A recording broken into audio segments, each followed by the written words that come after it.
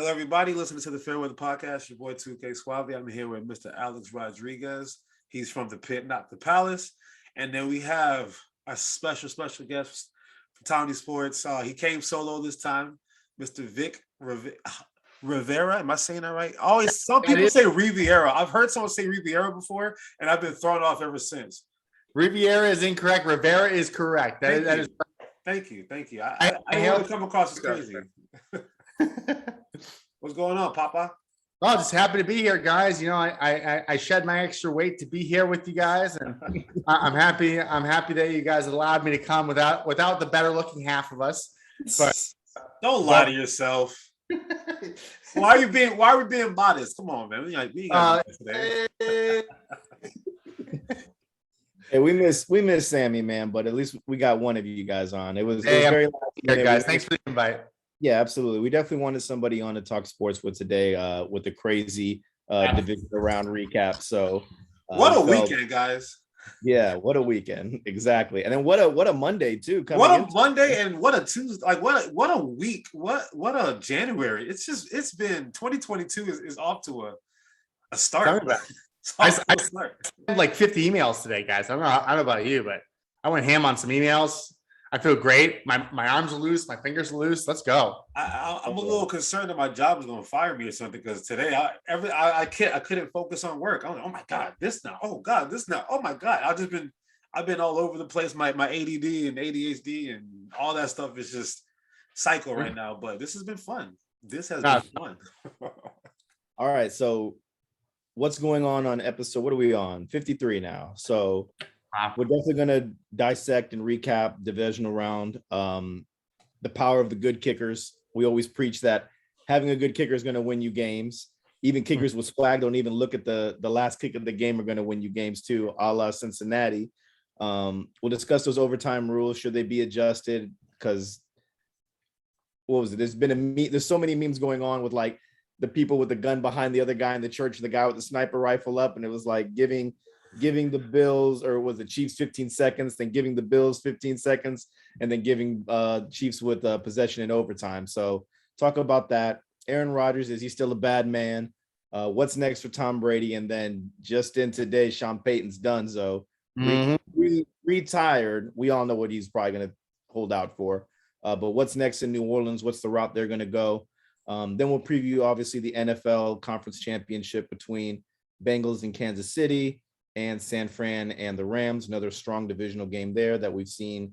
We'll be able to see for a third time this year. Then we'll do NBA talk. We'll do another little thing of buy and sell because I know Vic loves NBA, so I got to give him his NBA moment there.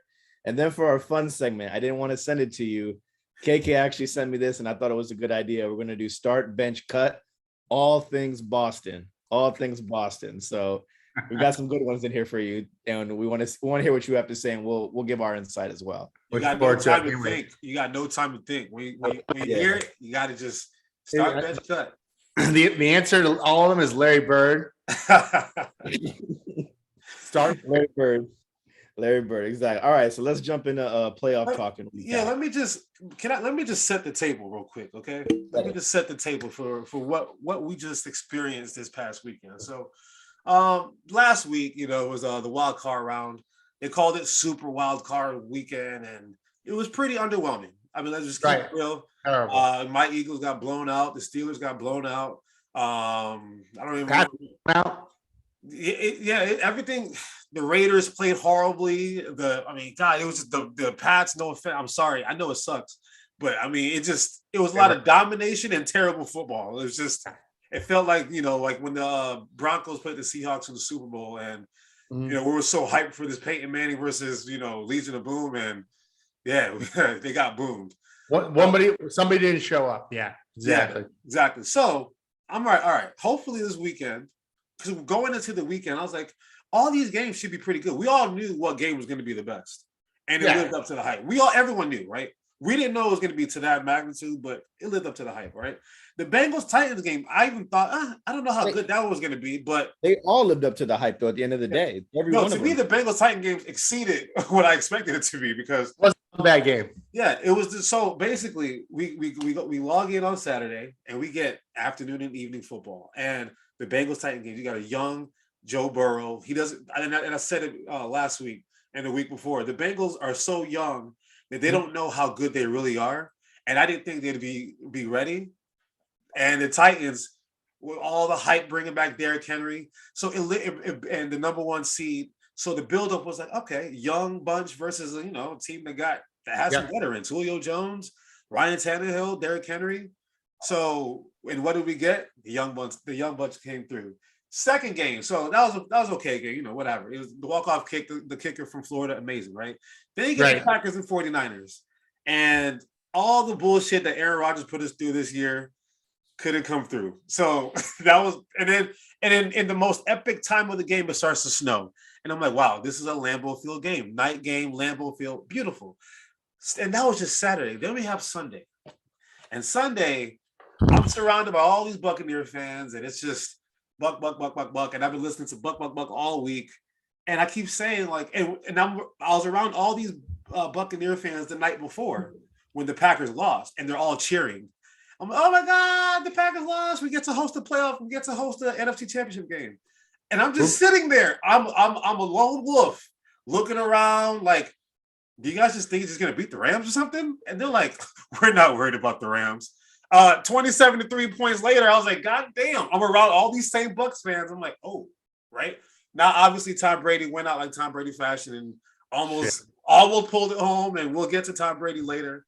And then finally, the game, the freaking game. After all these 3 games that we just went through, they were all exciting. Patrick Mahomes and God, what's it? Josh Allen. God, and you two owe Josh Allen an apology. No, you're right. That is where I'm leaving this off, and I'm handing it off to you guys. The two of you owe Josh Allen an apology because this guy is box office. He's for real.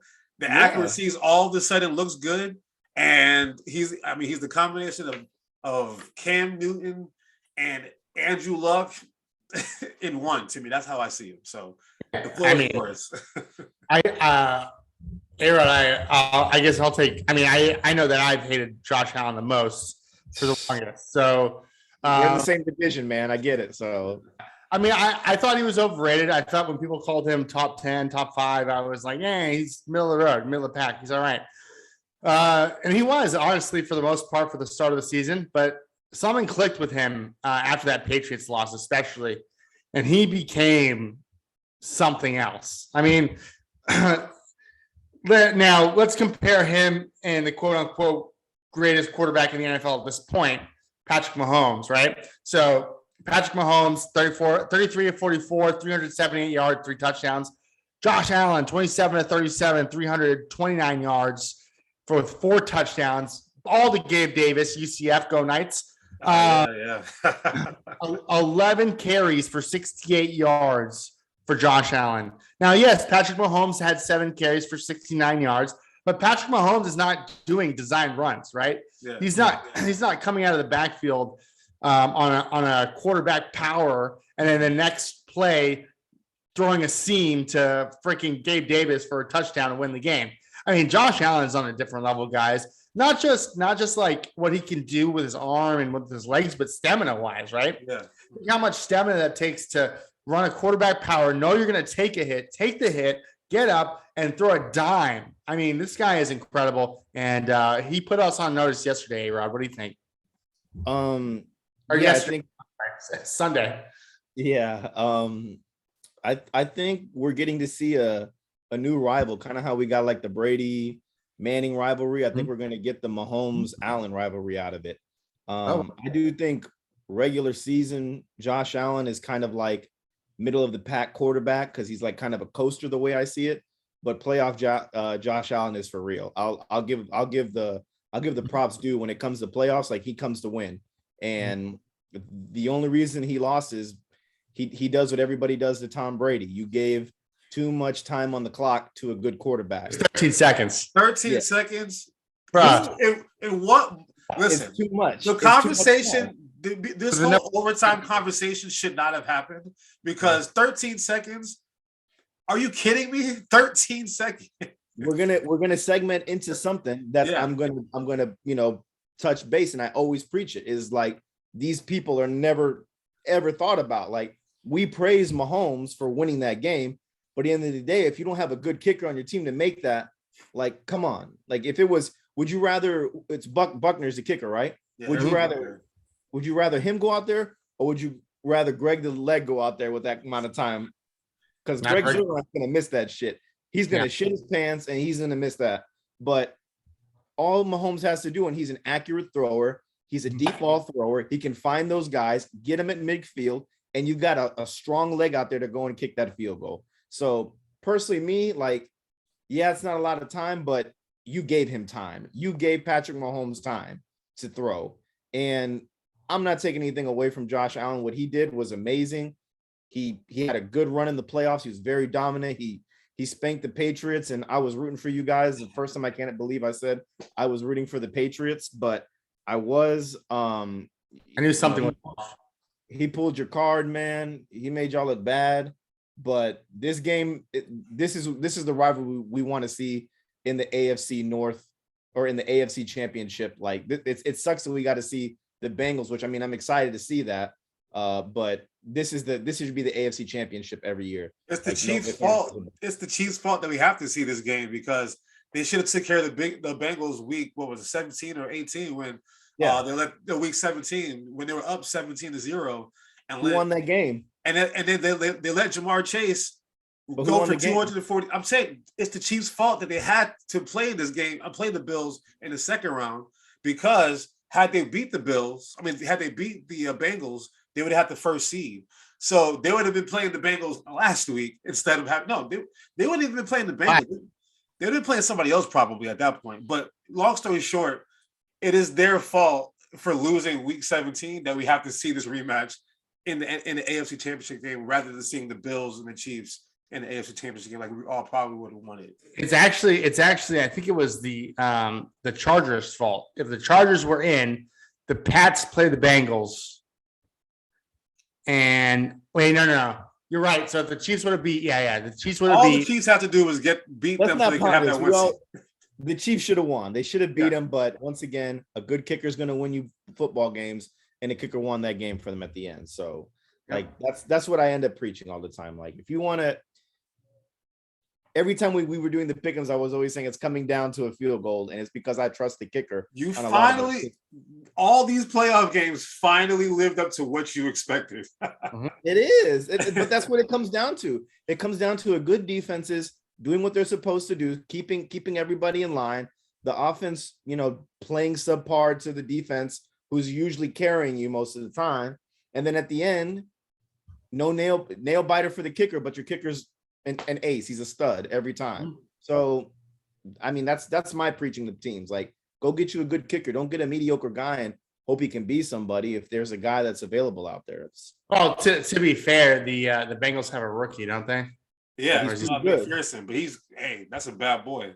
But there's some guys that we can say, but a Roberto Aguayo in the second round and making him shit the bed on all that hype we can honestly say was a bad idea. Even in that Rams-Bucks game, Gay almost lost in the game. He had a 47-yarder that was short. Because if they would have made that, I think all this would have been a moot point. But probably being a kicker in the NFL, like people, we all shit on kickers all the time, and it's kind of annoying that we do that because what can we do? Like I know they're not the most athletic person on the field, but to me, their mental has to be the best on the field because their only one job is to kick this pigskin through the upright. And everyone in the stadium knows that. Everyone that's watching the TV knows that. And the fact that with clock running out, like when McPherson made his kick, as soon as it was in the air, he already turned around and you already knew he made it before he even went through. Like to have that kind of mental strength and stability. You see, all the teams that advance, Harrison Butker, like the crazy thing is like, if we look at all of those kickers, like they're all good stories. Like McPherson's no look kick at the end, walk away after he kicked the game winner. Matt Gay is in revenge against the Buccaneers for cutting him and giving up on him. Yeah. Robbie Gould, the Cowboy girls went out there and danced around him while he was kicking field goals. the Packers went out there and did like the ceremony handshakes and stuff, and he was still kicking field goals in front of them. So then he got his revenge there. And then he made it in the snow. Like that's such a cinematic, beautiful. That looked good.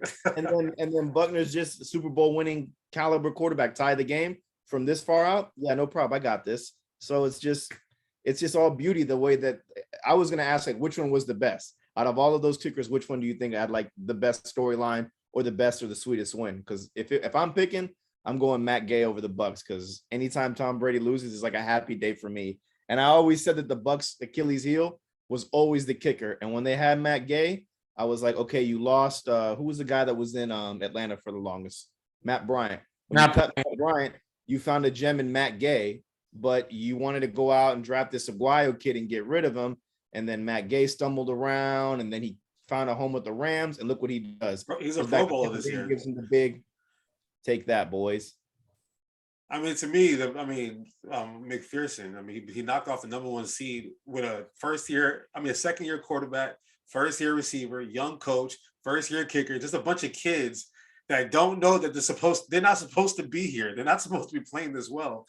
And I mean, how many kicks did he make in that game? I mean, he's been money this whole postseason. So for me, it's just for somebody that young to have this much poise and, you know, I mean, like nothing, you can tell nothing's really phased him. Like to have that much cockiness as a rookie to make that kick turn around, like, you know, whatever, it was easy. Like, I think Joe Burrow said it on this, like when he was on the sideline, like, I guess we're going to the AFC Championship game.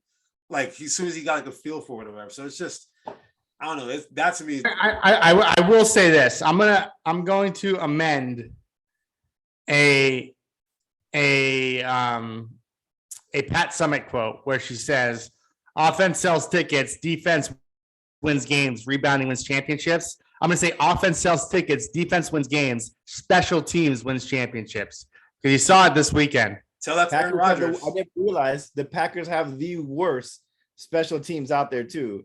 And we always preach, if you need something, go get it. Go get what you need. Go get good special team players. And I didn't realize the Packers had the bottom worst. So who do we put that loss on? Are we going to put it on special teams, or can we? Absolutely. Can we blame? We can't blame Aaron Rodgers at all. Oh no, Aaron gets blamed too. I'll get to Aaron when we get to Aaron. Rodgers is. I mean, that was the. I mean, if you guys watched the Tiny Sports podcast last week, we had the Niners winning all day. Now the reason being is Aaron Rodgers and choking in the playoffs have become synonymous as becoming yearly tradition. This man can't close. Yeah, he can't close. He's not built for it. It all goes back to that quote when they asked him on draft day, when they said, what do you think the 49ers not drafting you? He said, I think they made a big mistake.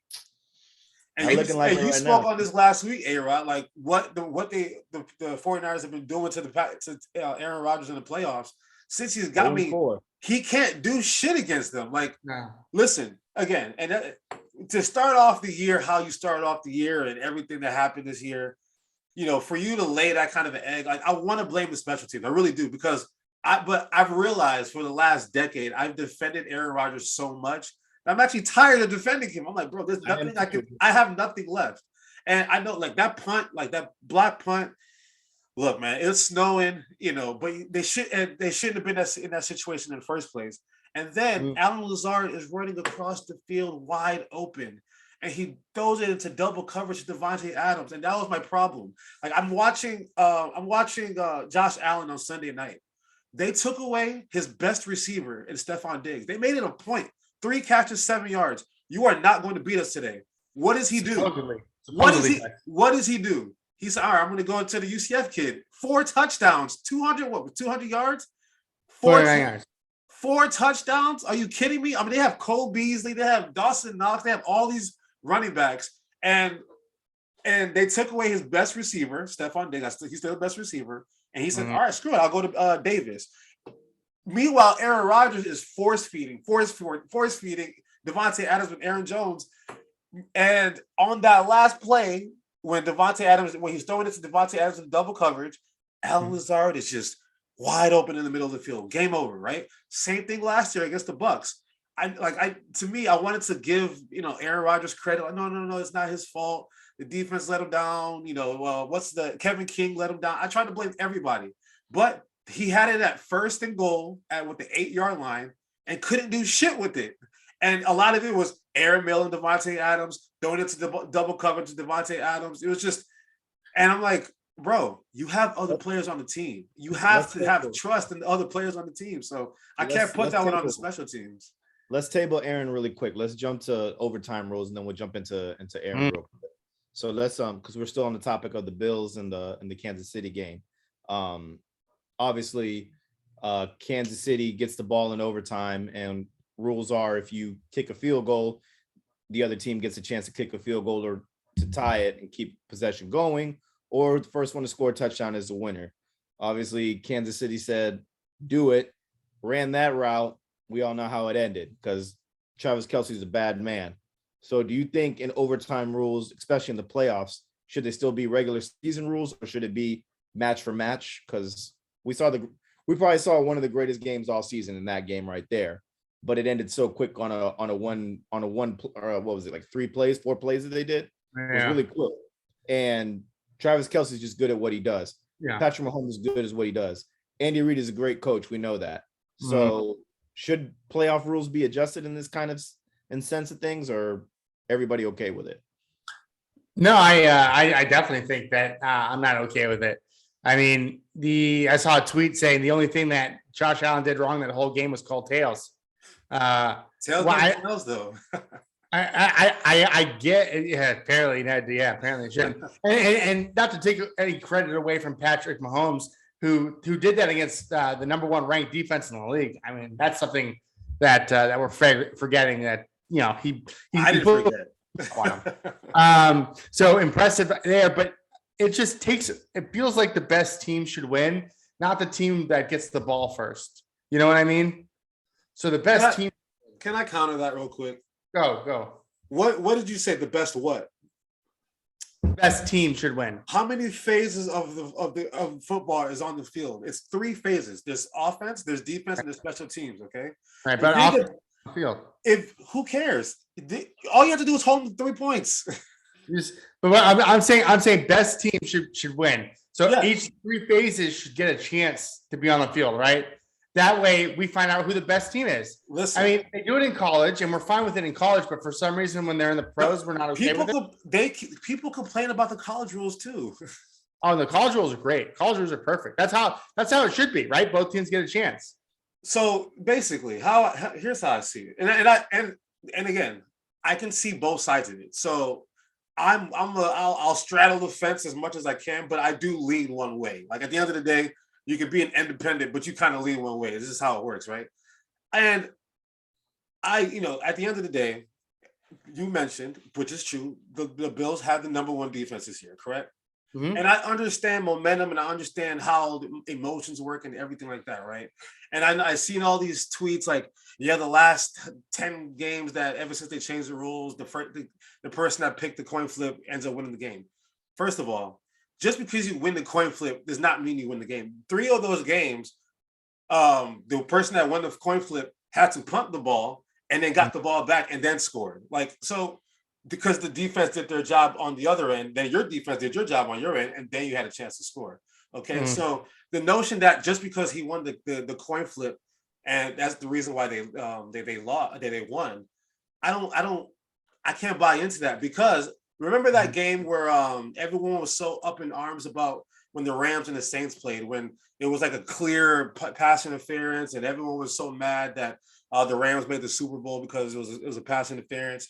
And, what was his name? I don't remember his name. But anyway, long story short, that game went into overtime eventually. It was a game, wasn't it? What was his name? Rams Saints, right? It was Rams Saints one. Yeah. So eventually that game goes into overtime, right? The Rams, who were the ones that were complaining, the Saints were the ones that were complaining, right? They won the coin toss.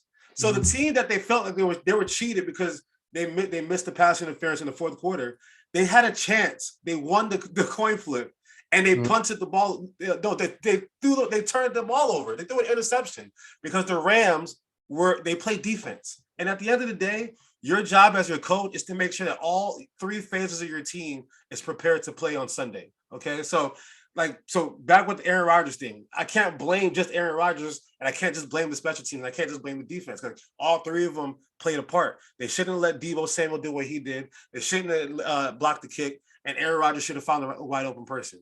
Same thing at the end of that quarter. They should have squibbed the kick, and even if they didn't squib the kick, they should have kicked it where they had to at least return the football. They were protecting the out of bounds. Meanwhile, the Chiefs had 3 timeouts, so of course they're going to attack the middle of the field. That's horrible coaching on Leslie Frazier and the other guy's name, whatever his name is. That's their fault for mishandling those last 13 seconds. Then getting into the overtime. Look, it's a brand new quarter. Okay, hold them to 3 points. Do whatever you have to do, but. I mean, that I can't feel bad for them for not doing their job. Execute. Right. But this is a game where both offenses easily score, right? So if Buffalo gets the ball there, they score easily, right? And the game's over. And even from like a monetary perspective, if you're the NFL, why would you want this? Right? This is just bad product. It's element of surprise. No, it's boring. No, it's like sudden death is such a like, oh my God! At any point like that, we go back to that Tim Tebow to Demaryius Thomas pass against the Steelers. Exactly. Did anybody say anything in that game? You're making my point. That rule should have been changed when Tebow hit Demaryius Thomas. Did anybody complain? Oh, the Steelers should have had another chance. No, everyone was so excited. That was the greatest overtime play ever. Everyone was so excited. And then Tebow got destroyed the next round. Who cares? This still the best team to win. The Broncos defense would have stopped. The Broncos defense was exceptional at that point. That's why they even were in these games in the first place. Good. Then that means they would have stopped Big Ben. I mean, that's the thing. It's like if they would have stopped him, then they would have stopped him at the 20. The thing is, I love the college rules because it gives both teams a chance to score. It puts both offenses out on the field, both defenses out on the field, both special teams out on the field. Like you said, all 3 phases are represented in this overtime that I'm giving you. In your overtime, I'm possibly only seeing one. And only one phase is going to, because who's really truly to blame in this Bills loss? It's the defense. They blew it. It's the coaching. They blew it. Okay. How about this perspective, right? Mm-hmm. So let's say if I know for a fact that if I win the coins, like, you know how they do it in college, if you win the coin toss, more likely you're going to defer, right? So that they can go first, right? Right. How is that fair for the team that loses the coin toss? At the end of the day, if you lose the coin toss, you're at a disadvantage. That's just how it is. Because if you lose the coin toss, like let's say the Chiefs won the coin toss in this game, right? If I'm the Chiefs, I'm going to go on defense, right? And so I know how they're going to play because they have to go the length of the field at this point. Now, I don't know if you want to do specifically college rules where it's 25-yard line. Yeah, 25-yard line. You want to do it. Then that's to me is collegiate shit. Like, it's not the NFL. Like, these are grown men. Because you said we have to see all phases of the football. Special teams kick Everybody the ball off. Gets a trophy. Return Everybody gets a trophy. I want to see a kickoff return for a touchdown. I want to see something like that. I wanted to see Josh Allen get a chance to redeem himself. I didn't want to see their shitty ass secondary get burned. And you know what sucks about this though? You know what sucks about this? Because we're mad because of who the two teams were. I bet money right now, if this was the Titans and the Chiefs and Ryan Tannehill stinking up the joint and they just somehow found a way to go to overtime, no one's going to feel bad for Ryan Tannehill not getting a chance to score that touchdown. It's just because this game was so epic. We're all so emotionally invested into it. Because I say, look, I get it. I wanted to see Josh Allen too, right? Josh Allen, to me, in a losing performance, that's the best I've ever seen. Like Tom Brady when he lost to us a couple years back. Thank you for that Super Bowl, by the way. Like, you threw 500 yards, blah, blah, blah. That was great, right? But in a losing performance, this to me was the best performance I've ever seen because whatever play he needed to make, he made. 4th and 8, 4th and 2, 4th and 3. The one run that he had where he like faked it and shook number 55 and got that corner. I'm like, this is amazing. But at the end of the day, if the quarterback play wasn't as great and the score was 7-7 going into overtime, nobody would have cared to see a bad football. Okay, here comes Ryan Tannehill going to try to throw us for another, nobody wants to see that. So I think we're just so caught up on who it happened to rather than the rule itself, personally. Because all these years in the past, the only other time that we were up in arms about it was when it happened to Mahomes and Brady. Because you guys benefited from this a couple years ago when you guys made it to the Super Bowl. When the Patriots won the coin flip and we never got to see Mahomes back on the field. We won a Super Bowl on that too. But do you when that happened, were you saying anything about changing the rules? And be honest.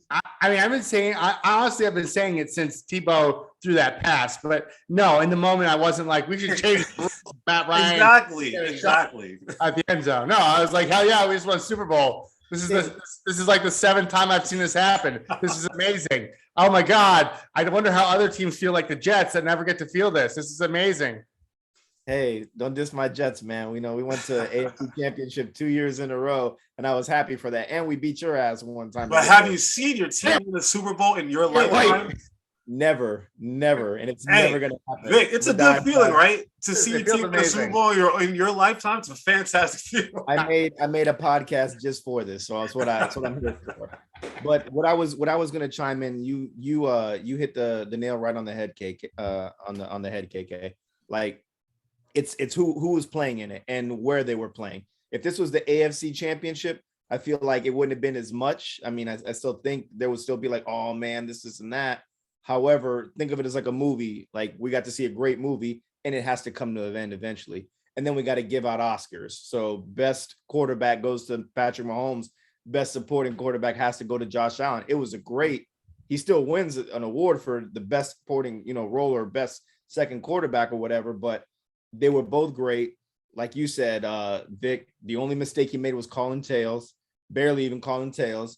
And it is what it is. And we just got to, stomach it, go to the next game, watch the next game. But there is going to be a lot of pushback on the NFL to change that rule. But I'm also one of those people that not everybody gets a trophy type of thing. Like, if you want to win, it's like rock, paper, scissors. People think rock, paper, scissors is like a goofy game, but there's some psyche involved with it. There's ways to psych out your opponent and see like what they're going to do. So when you go out there and you psych out the opponent on a coin toss and you win it, it's sudden death. I'm going for your throat right there. I'm running the ball. If that's what's doing it, I'm going to throw it to my tight end. We heard the audible, do it, just do it, whatever, do it. And they did it. Like, there was no route ran. He saw it. He backyard football shit, caught him slacking, got the touchdown. And both stories added up, which is even better. I'm sorry to cut you off here, but even Mahomes was legendary this game, right?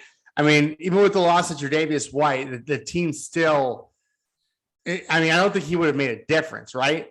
In the secondary. I mean, that was just, Mahomes is throwing dimes, dude.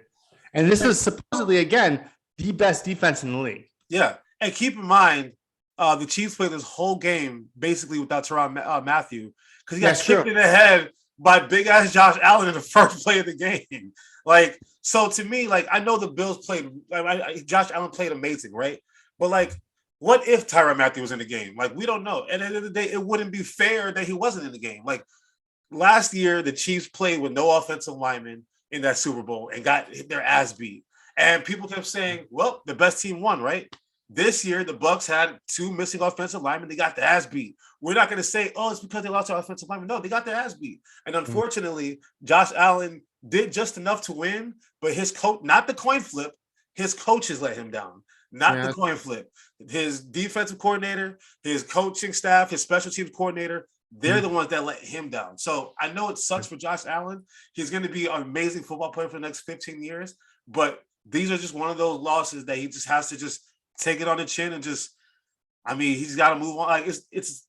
Oh yeah, at this point, because we don't know what would have happened. We're just all assuming because of how amazing that fourth quarter was.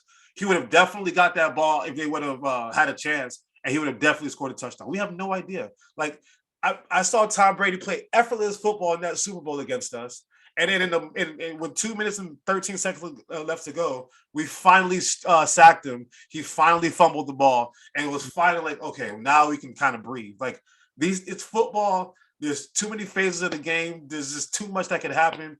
They could have, if let's say the Bills did get a chance to come back on the field, right?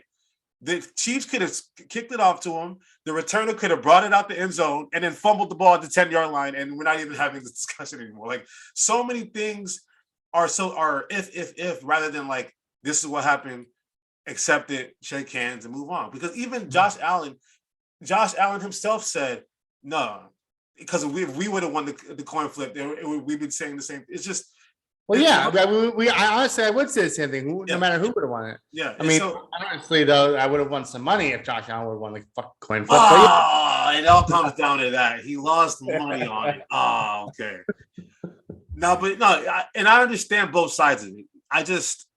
I feel like we've entered this world in which it is more of a, like, we all want participation trophies, and it's just, that's how I see like how the game is becoming, and just sports in general is too many participation trophies. And I want to see, just like, I like the element of, like, people are so mad about that technology not being a football and you have to bring out the chains. I like that dramatic pause of, oh, it's short, or, oh, first down. I like that. Like, I like some of that old school just feel of sudden death. Like, if they score a touchdown on this drive, we are going home. So defense, play your best defense and force them to a field goal at the bare minimum. I mean, the whole participation thing is stupid. I agree with you there, but I don't think we're talking about the same thing here, guys. Yeah. We're talking about two teams getting a chance to win the game, right? Not just one team scoring immediately and game over. But that's why they changed it from field goal to touchdown. See, when it was just a field goal, I think that was unfair. When they said, no, if you kick a field goal, then the other team has a chance. You, as a defensive coordinator, should know that. Look, don't give up anything behind us. All we need to do is hold them to 3, and then we can bring big boy Josh back on the field, and now we have a chance. So at the end of the day, it comes down to be a better coach, and we won't have this discussion because they will have to punt the ball back to you, or you force them to a field goal and they have to kick it off to you anyway. That's why they changed the rule to making it a touchdown, not a field goal. To me, that's what made it more fair, was the simple fact that it had to be a touchdown, because you got to go the length of the field. Your defense should be able to do something. Like something. Also, you gave a man 13 seconds to come back and take you to overtime. So let you down there. Shouldn't have been in that position in the first place. And because of that, that's why Mahomes, to me, deserved to win that game. Because y'all let him in 13 seconds drive his team 44 yards so they can get into field goal range. That's on you, D coordinator, not knowing that you should probably protect the middle of the field, because going out of bounds doesn't matter. They have 3 timeouts left anyway. Speaking of defensive coordinators, can we talk about Todd Bowles for a second and how that man still has a job? Stop. Whoa, I mean, don't diss my man. Are we mad about the Cooper Kupp thing? I am so mad about it. Like, how do you prevent defense? Why are you just letting this man run all over the place? And it goes back to what I'm saying. The last minute of a game is so much pressure and everyone's shaking in the boots and everything like that. I don't know why Cooper Kupp gets disrespected still. The man is a Triple Crown winner. He white, that's why. It's January. By now, you know the man is leading the league in touchdowns, yards, and receptions. You should probably not let him get open, right? Like you saw on that Aaron Rodgers when he was throwing to Devontae Adams, he was double covered. Common sense, don't let the best player on the field beat me. And Cooper Kupp, I don't get it. That one, I won't put it on Todd Bowles. I put that on I put the last one on Winfield. The other one, you have a safety on Cooper Kupp. Why is there a safety on Cooper Kupp? He got past the DB. He got past everybody. No. This is what we preach. This is what KK and I preach every time. And the Packers did it when they won the Super Bowl. When you need something, go and get it. Go get what you need. You obviously have a shitty secondary from the cornerback to the safeties. Go get a good cornerback or a good cover safety. Eric Weddle. Go get Eric Weddle, 2 years removed, and he's going to play the freaking conference championship. So go get what you need. They thought they had what they need. They returned all their starters that just won the Super Bowl. So they thought they had it. Like, my thing is, like, why do you not have ATBs out there? Why are you not just having a 3-man rush? Because we know that Stafford's I'm not worried about Stafford burning me. Have to have a 3-man rush. All right. How about this logic? Because we know Stafford makes mistakes. He is a gunslinger, right? Yeah. If they would have fully succeeded actually doing a zero blitz, because what happened was that I only saw a couple people go. I saw Levante David back up. I saw the whole secondary, like in the backfield, just looked so confused. I don't think the play was a right play, but I don't think it was executed either. So if you're not going to pick the right play, at least execute it to the best of your ability. Because at the end of the day, Matthew Stafford, he should have dumbed that down to the simplest play possible. This is the guy that actually did an all-out blitz against the Raiders. And I know you know this, A-Rod. You're right. When he was with the Jets, just blitzed everybody and gave up a game-winning touchdown. You're right. Todd Bowles should be run out of the league. He should be coaching some JUCO team out there somewhere in the middle of Tennessee. Okay, it's terrible. I'm trying to give him the benefit of the doubt, but I'm watching that play. Mind you, okay, at that moment, I'm cheering for the Rams. Okay, I feel bad for all my Buck friends and my girlfriend and everybody. I was just tired of all the Buck fans just in my ear all day long, everywhere I went. And the Eagles lost to them the week prior, and all I had to hear all week was that I suck. So I was bitter, okay? And even when those last two plays happened, I almost had a heart attack because I felt like a Buck fan for those last two plays. I'm like, because I hate to see bad football. And I'm like, what are they doing? Todd, what are you doing? Like that, I tried to give him the benefit of the doubt, but as I digested it, that was horrible. That was just pathetic. They had no timeouts. I know. It's just, I'm like, I don't know. What does anybody remember what they called on first down? Because they did sack Stafford. So I'm curious if they called the blitz on that first down as well. Do you guys know? I don't remember because I don't. All I remember is I'm scarred from that horrible, just Cooper Kupp. Like basically walk to the door, sir. Go ahead. And you know what? Credit to Matt Gay. I know we were talking about Matt Gay earlier, but credit to Matt Gay, right? He had to make that kick. That was a kick that he was coming off a missed field goal there. So good for him. But no, I don't remember KK what the original play call was. All I know is that I'm curious because that first play worked. They sacked him. He almost fumbled the ball. So I'm thinking what they're thinking is shit. Let's do it again. Maybe that's what it was. I would have to go back and actually look, but it could. I don't know. It was a bad play call. We all know that, and I mean that's why you go. You know, you draft well. You go get an OBJ because I'm sure there was eyes on OBJ as well. I'm sure there was eyes on all these other guys as well. But that's why you go make these moves because I mean Cooper Kupp's a bad boy, and now he's complimented well with having an OBJ. Like, can you imagine? Robert Woods was not even there. Yeah, without Robert Woods being there. Wasn't there, but Van Jefferson wasn't. I'll tell you what, Van Jefferson did his best Robert Woods impression that game. Yeah, you gotta give it to him. But at the end of the day, the Buccaneers lost to themselves. They had too many bonehead penalties. The Levante David one, the taunting one, there was the Tom Brady one. There's just too many stupid penalties that they make all the time, and I notice it. And like Carlton Davis, they praise Carlton Davis, but if I'm a player that has Carlton Davis gets a penalty every time he makes a big play, and he's targeted because he's that type of player. Yeah. The refs are like, he's gonna do something, and sure enough, he does it, and they just pick on him. Like we were talking about, like how certain coaches or how certain referees pick on players because they're that type of caliber player. That's what Carlton Davis is. Also, Suckup missed the field goal, and Bucks could have probably tied that game or been tied all along or in the lead, and the Rams would have had to come from behind and try and tie it. So there's a whole lot of things that factor into this game. But at the end of the day, the Bucks lost to themselves on the stupid things that they did. All right. That was gonna be my question. So do you think the Rams won or the Bucks lost? Both. I think the Rams tried to lose and they wouldn't let them. Has anybody reached out to Real Bucks Talk to see how he's doing? Is he still alive? Oh yeah, I check him for a pulse all week, bro. He's pretty quiet right now, but they know what's up. Like, I mean, they're Bucks fans. We made this podcast is strictly for is legit for Buck fans, because once Tom Brady is gone and the Bucks go back to sucking, they're gonna, our team's so bad. But we had Brady, we won that Super Bowl, and they'll hang on to that for 20 years, and then freaking, I don't know, Jesus Christ will be reincarnated and play for the Bucks, and then they'll go on their thing again. Did you say the Bucks won or they lost, or the Rams? Did you say No, the Rams wanted to lose that game. Like, who won and who lost? I want to hear. Did the Rams win or did the Bucks lose? The better team won and the Bucks lost. That's what I'm going to say.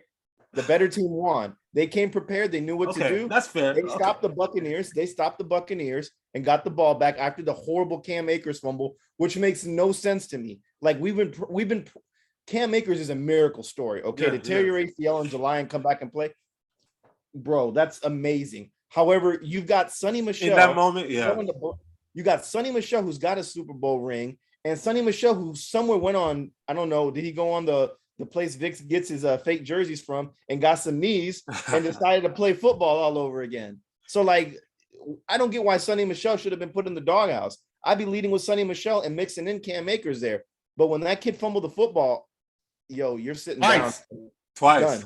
Yeah, you're done. That's why I said the Rams won, because they made every mistake you can possibly make. They fumbled the ball when they should have scored before the halftime. Matt Gay missed an easy kick. Cam Akers fumbled the ball again. Cooper Kupp, of all people, fumbled the ball. Guys, like, they snapped the ball 30 yards down the field. Oh, yeah. All of that. Like, if that happens to anybody else, all of that, you should lose that game, right? Yeah. But the fact that they still, at one point, was up 25 points and still found a way to win with all those mistakes, yes, the better team that day definitely won. But my big thing was, because I've been saying it, I say it all. I've been watching Tom Brady since middle school, since the 6th grade. I mean, I've been watching this man forever, right? And there's a simple science to beating him. Simple science. The Giants told you twice.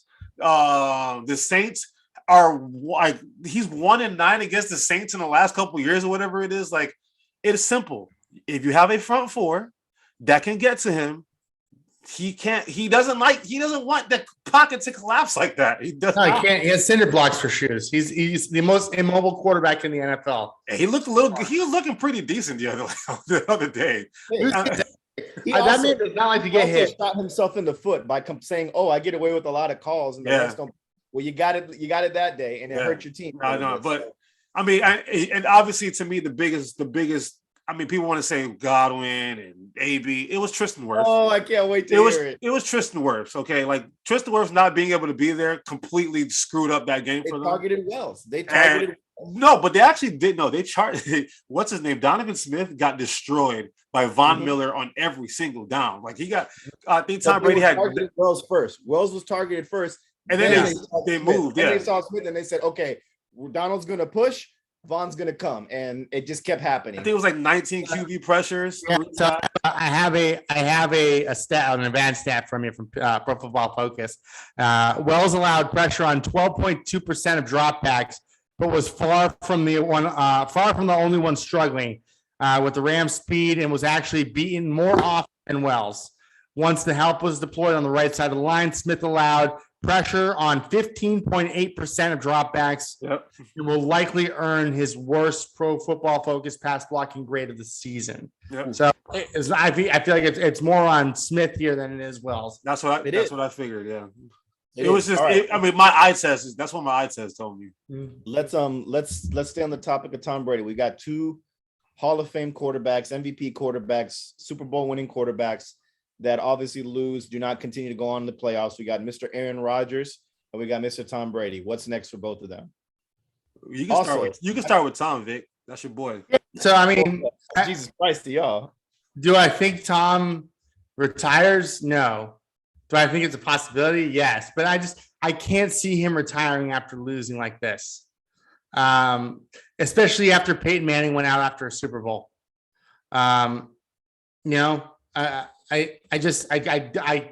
He's too competitive, and I know he says all the right things, right? My family, blah blah blah blah blah. This man doesn't give a shit about his family. He cares about one thing. He cares about kissing his son on the lips and winning championships. Okay, and he can do both. He can do both of those things. Playing next year for probably, I wouldn't be surprised. Probably the Bucks again. I mean, right? If he comes back, he doesn't change teams, right? I'm assuming. The only team I heard that he would change teams for is the 49ers, because that's where he wanted to go after he left the Patriots. And when he said, "You're going to stay with that mother effer," the mother effer he was explaining what he was pertaining to was Jimmy Garoppolo, who might make it to his second Super Bowl. So, so how I see it, I think he's done. Every year I've watched Tom Brady finish off a season, and he's never had doubt in his voice, in his speech, and he's never someone takes time to think. He's never, podcast the day after saying my family, my family. He's never been interviewed and said my family, my family. And I think finally, Giselle's like, I've had enough. It's either me or Gronk. Okay. And I know he loves Gronk, and I know he loves football, and I know he loves all this shit. But Giselle is a supermodel with needs. And they have they have 2 kids between them 2, and then the third one that lives in New York. His kid that's in New York is 14 years old, going to high school, and his other kids are like 9 and 12. And like time just passes you by. Like they were talking about retirement in 2000. Giselle wanted him to retire in 2009, right? And then it's crazy. Tom Brady's had like 3 Hall of Fame careers. Like it's insane. And then he put out like an Instagram post today, and I'm seeing a lot of past tense. I'm hearing in his voice a lot of past tense, a lot of it was great. I had fun. I'm proud of what I've done. And I think you want to compare the Peyton Manning thing, right? Peyton Manning, his last year was horrible. Okay. Horrible. That Super Bowl, he played horrible. His defense was what won him that Super Bowl. Yes, he went out on the mountaintop, but everyone remembers, yes, he won that championship, but he got benched that year. Remember Trevor Siemian played like the last half of the year because Peyton Manning physically could not do it anymore. People need to go back and look. Peyton Manning looked terrible his last year. Oh, I remember. Yeah, no, he's awful. And for me, how I see it, like a swan song kind of thing. My man was down 27-3 at home against the LA Rams. And in like Tom Brady fashion, made it all the way back. Tom Brady led this year in all these statistical categories, 5,000 plus yards, most touchdowns, most completions, and had the comeback of his life. And to me, that comeback was so Tom Brady that's what I actually want to remember him as, because it's not his fault that Tom Bowles screwed him by not playing the right coverage on Cooper Kupp. Because we all know, we're talking about overtime earlier. I, for a fact, know had that game gone to overtime, the Bucs would have won the toss, and Tom Brady would have scored a touchdown. And we're talking about Tom Brady versus Jimmy G next week. I'm 100% sure about that. So, and that's why when you know the rules of overtime, that's why Matthew Stafford played it that way. Like, look, we got to score a touchdown here because we're not giving him back the ball. So, but for Tom Brady to make that comeback, how he made that comeback, it was so Tom Brady-esque. That's how I want to remember him as, because I know none of that was his fault. Yeah, but Tom Brady, if he did retire, I mean, he's an MVP this year. I think he wins the MVP again. Honestly, I wish now after all this stuff has happened, and now that I actually watched the playoffs, I know Aaron's going to win. I really don't want Aaron Rodgers to win the MVP this year. I think he will, but when you go back and look, my problem with Tom Brady and the Bucs, not Tom Brady, but the Bucs, I feel like they were trying to force feed him the MVP. And I think that kind of came back and bit him in the ass. I think had it been more organic, kind of like Aaron Rodgers, kind of a little bit more organic, I think the story would have been a little bit different. I think the COVID thing is going to hurt Rodgers. I don't think he wins it this year. No, he's going to win it. He's going to win it, yeah. If you listen to all these media people, they all say, I want to vote for Tom, but they're analytics. This is why he's going to win it. Analytics is why Aaron Rodgers is going to win it, because he had 37 touchdowns and only 4 interceptions. Tom Brady had 15 turnovers, I think 12 interceptions, like 3 fumbles, something like that. That's where they're going to go, and that's where they're going to go on. Also, fun fact: in the 56 years that they've done the Super Bowl, the person that finishes with the most yards never wins the Super Bowl. That's crazy. Isn't that wild? So it's just one of those things in which I feel like how Tom Brady played that last quarter. Like, it was just so Tom Brady. It gave me Atlanta Falcons vibes. It's just, the kid that everyone doubted, 6th round pick, came back and did all of that. I don't want him to come back next year and he looks like Ben Roethlisberger. Like, I don't want him to come back and look like that, because at some point your body does start to break down, and we don't know what's going to happen with our offensive line. I know a couple of them are up for free agency. I don't think they're going to bring everybody back this year, because they saw what just happened to Chris Godwin. Like, we're not doing no franchise this and friendly discounts. Let's go get paid. Like, at the end of the day, I think Gronk's body is starting to break down too, and that's his guy. We don't know when Godwin's going to come back. AB is not there. It's just, I think it's time for him. I mean, 44 years old. I mean, come on. What more does he need to prove? I mean, and he said, that's kind of what I'm hearing in his voice is, I really have accomplished everything. I really don't have much to prove. He has his clothing line and all his businesses and stuff. I think he's fine.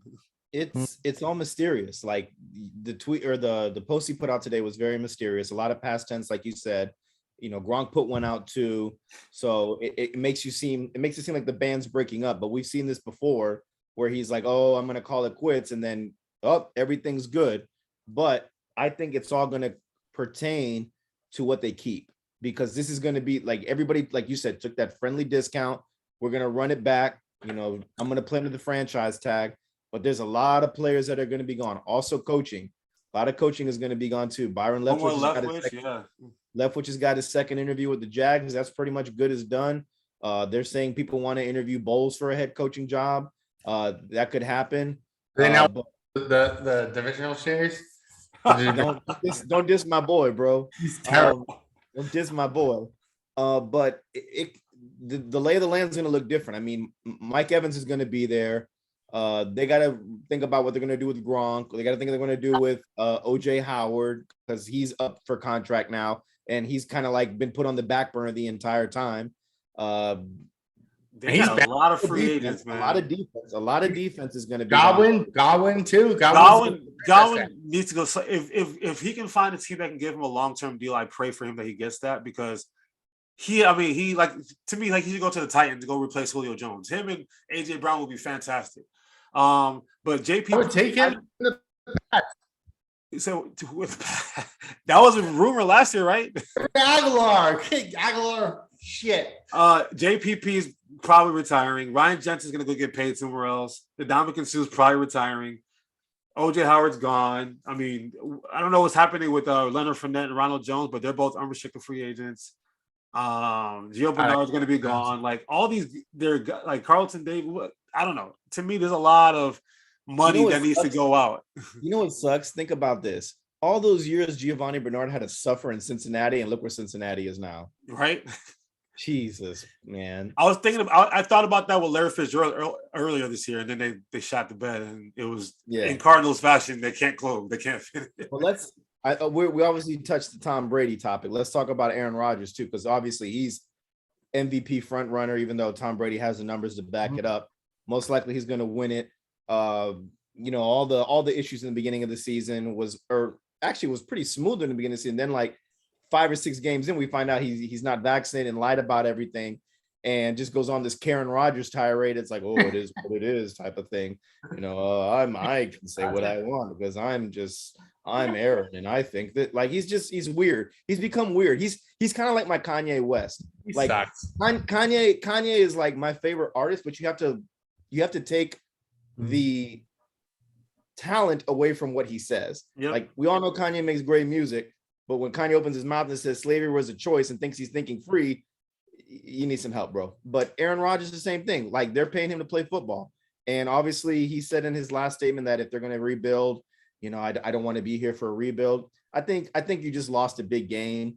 I think that your emotions are all out there. I think they has to give some time for the smoke to settle and talk. But I think Aaron Rodgers is a big priority for the Packers, and they want to trend in the right way. But they are also another team that's got a lot of cap issues too. They got to find a way to keep Devontae Adams. So because Aaron's not staying if Devontae Adams is not there. Devontae is gone, yeah. Clearly, that's like 20 targets a game. Right there. Yeah, and this team, I mean, let's be honest, Aaron Rodgers sucks. Like, as a human being, I mean, like, he's just a shitty person. You can tell by, like, the way he talks about people to people. He blamed this loss on the media. Yeah, what was it? I like that. I like Aaron Rodgers in that moment though about that guy. He's a bum. This guy, he's just a weirdo. I think he's going to have a great career in Denver next year. I really do. I think he's going to do great. Or Pittsburgh. Pittsburgh could be a good one too. Yeah. With Mike Tomlin. Nice. Yeah. I don't think there's a chance he returns to the Green Bay. He didn't want to be there this year anyway, and he just kind of ended up there. Now as an unrestricted free agent, I think he's going to have the choice of where he wants to go, and whether it be Pittsburgh, I would take him in New England. Where he wants to go. He has a choice of where he wants to go, in my opinion. There's two places. For the last the Bucks. Don't put that in the air. Don't put that in the air. Okay, do not put that in the air. First of all, keep in mind he does have to get traded. The Green Bay Packers, in their right mind, would not trade him to the Bucks, which means to me they're going to put him because where he wants to go, depending on where he decides to get traded to, I think they're going to have to come to an agreement. It's going to be. I thought he was unrestricted. He's not unrestricted. No. His dumbass restructured his contract that put him like another year, like kind of what Brady did. Like Brady can come back next year, but he's still under contract. Oh, gotcha. So at the end of the day, they won't release him. They're gonna trade. They'll have to trade him so they can get assets back. So if I'm them, if I'm the Packers, I'm like, look, if you want to go, fantastic, cool. You kind of held us hostage these last couple of years because you did all this shit talking and all this work, and you called Brian Gutekunst, that guy, what's his name from the Bulls, that they made fun of in the Last Dance. Jerry Colangelo. Yeah, no, not Colangelo. Whatever his name is. You shat on us. You made our front office look incompetent for drafting AJ Dillon. It panned out. For drafting Jordan Love, we'll see. For all their draft picks, their offensive line's amazing. Their defense has come along nicely, and all that for you to go 1-out at home with the elements in Green Bay's favor. So to buy. And with the buy, all of that for you to just waste, just for us to be the first loser once again. So to me, if I'm the Packers, they say all the right things. We want you back.